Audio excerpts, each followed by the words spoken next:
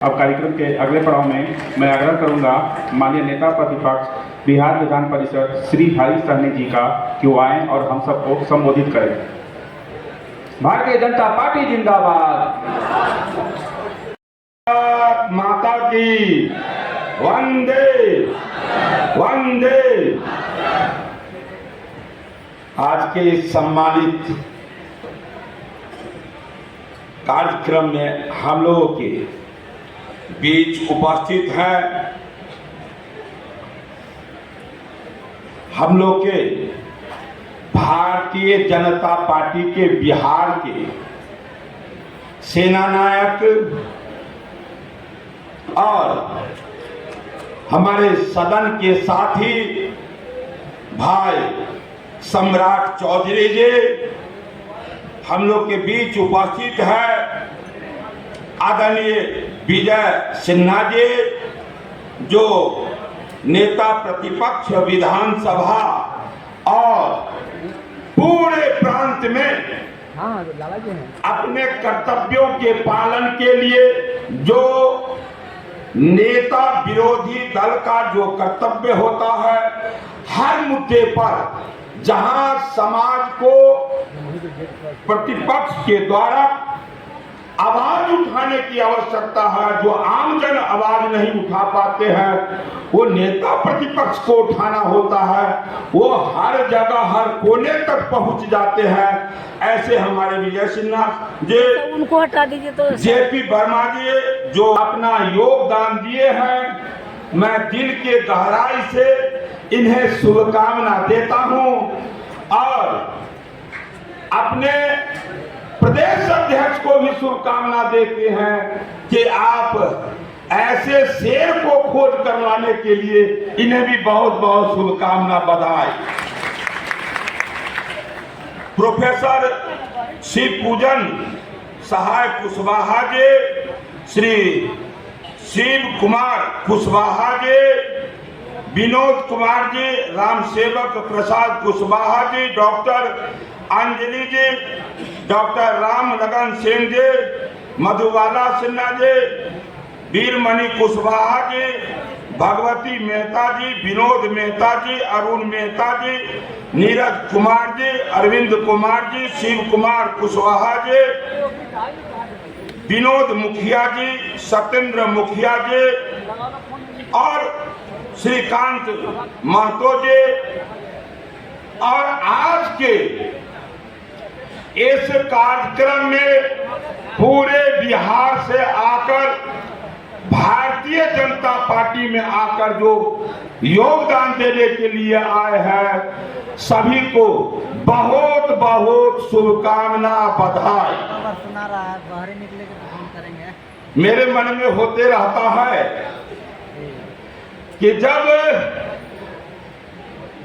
बर्फीली पहाड़ी से जब बर्फ पिघलकर वो सनह चलता है और फिर गति को प्राप्त करता है, तो उसका एक और एक उद्देश्य होता है कि समंदर तक हम पहुंच सके, उसका उद्देश्य होता है। उसी प्रकार जो चाहते हैं कि हम राष्ट्रवादी बने, तो उनके मन में होता है कि हम भारतीय जनता पार्टी में जुड़कर हम देश का सेवा करें। आज इस अवसर पर आए हुए और भारतीय जनता पार्टी में जुड़ने के लिए सबको पुनः बहुत बहुत धन्यवाद बधाई।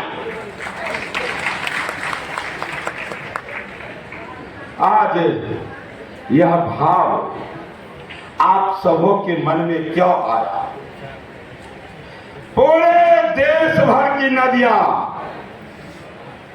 बहते हुए वो समंदर तक पहुंचता है, तो उसको लगता, उसका नाम होता है नदी नहीं समंदर। दुनिया की सबसे बड़ी पार्टी भारतीय जनता पार्टी कहलाती। ऐसे थोड़ी हो गया है। उद्देश्य पवित्र, देश की रक्षा, धर्म की रक्षा, संस्कृति की रक्षा, जिसका इतना बड़ा उद्देश्य हो और इतने बड़े उद्देश्य वाला पार्टी में आकर आप जुड़े हैं और आपके ही समाज में बहुत लीडर हो सकते हैं आपके नजर में, लेकिन आपको तय करना होगा कि उद्देश्य के भाई आप अपने घर के बारे में जिस मंदिर में जाते हैं तो वो घर आपका कैसे सुरक्षित रहे, कैसे सबल रहे, ईश्वर से कामना करते हैं। जिस परिवार में जिस घर में 10 परिवार रह रहे हैं, 10 सदस्य रह रहे हैं, उसके बारे में ईश्वर से कामना करते हैं। तो इस देश रूपी घर में 140 करोड़ देशवासी रह रहे हैं, उस घर के बारे में भी चिंतन करना आप ही का और बस आप ही का, ये आपका भी सोच होना चाहिए। और जो इस ध्येय को लेकर पार्टी चलती है, और आपके बीच के हमारे सम्राट चौधरी उस पार्टी के बिहार के सेना नायक है, तो आपको इनका हाथ मजबूत करना आपका धर्म है। ऐसे स्थिति में जोरदार ताली बजाकर इनका भी शुभकामना आप दे कि इनका हाथ सबल बने और अपने समाज को एकजुट करके और राष्ट्र के सुरक्षा के लिए, धर्म के सुरक्षा के लिए, संस्कृति के सुरक्षा के लिए आप इनके साथ खड़े रहे, सबलता के साथ खड़े रहे। और इसलिए जरूरी है कि जिस देश को आज आप बचपन से कहते आ रहे हैं कि हम विश्व गुरु बनाना चाहते हैं, भाई विश्व गुरु बनने की छत के अंतिम पायदान पर भारत आ गया। लाया किसने? यही देश है। कुछ दिन पहले इसे घोटालों का देश भारत कहा जाता था। आज दुनिया भारत का चरण चूम रहा है। वैसे पार्टी के इस बिहार के अध्यक्ष के नेतृत्व में आप जब काम करेंगे, पार्टी मजबूत बनेगा, तो पुनः दुनिया के सबसे लोकप्रिय नेता, गरीबों के मसीहा और भारत के यशस्वी प्रधानमंत्री पुनः तीसरी बार प्रधानमंत्री बनेंगे। और जितने बेहतर योजना गरीबों के लिए इनके मन में आता है, इससे पहले यदि किसी के मन में आया तो भारतीय जनता पार्टी के एक पुत्र स्वर्गीय अटल बिहारी वाजपेयी के मन में ही आया, और इससे पहले किसी के मन में नहीं आया। तो आपके लिए तरह तरह का योजना उनके मन में आता है, इसलिए कि वो गरीब का बेटा, एक चाय बेचने वाला का बेटा थे, इसलिए गरीबी का दर्द जाने, गरीब को अपना माने। तो आपका भी धर्म है, मेरा भी धर्म है, उन्हें हम अपना माने, उन्हें अपना मानेंगे तभी उनको सबलता मिलेगा और देश को बेहतर वो सेवा दे पाएंगे। बंधुगण, मैं आपसे एक याचना करना चाहता हूं कि जब हम पूछते हैं कि भाई गुजरात सबल, गुजरात मजबूत या बिहार, तो लोग कहते अरे भाई कोई विषय है, गुजरात है, गुजरात बहुत मजबूत है। भाई क्यों मजबूत है? यदि लंबे अरसों से आपको ऐसा लग रहा है कि वो बहुत मजबूत है, हम उतना मजबूत नहीं है, थोड़ा सा झांक कर देखें, थोड़ा झांक कर देखें कि एक ही मकान में यदि 2 रूम है, उसमें चकाचौंध रोशनी है और हमारा घर में भगजोगरी चल रहा है, तो देखिए थोड़ा झांक कर। और जब देखते हैं तो उसमें लगता है कि बाप रे बाप, इसमें तो 500 वाट का बल्ब जल रहा है। तो भाई सामर्थ्य है तो आप भी लगाइए।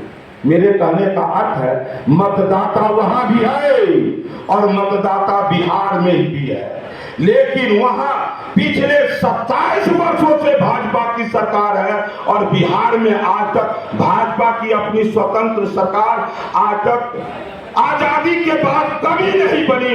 इसलिए बिहार आज इतना पीछे है। एक संकल्प मन में लेना है कि पुनः कि हम लोग विचार करें कि बिहार में चारों तरफ समस्या दिखाई दे रहा है, तो सारी समस्याओं का एक निदान कि बिहार में भाजपा की सरकार बन जाती है तो सारे समस्याओं का निदान हो जाएगा।